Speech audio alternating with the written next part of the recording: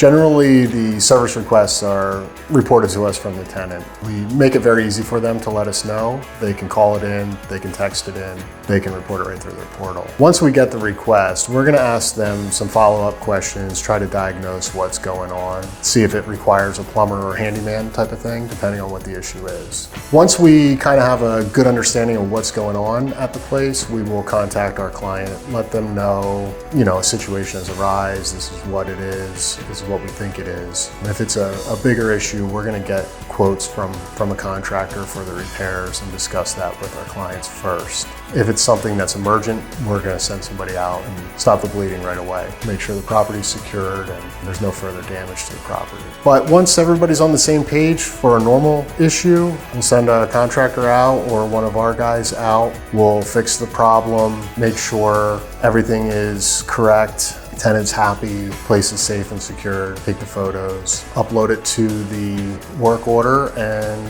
when we close it out, we send a copy to our client along with the invoice letting them know what the cost of it was for the repair.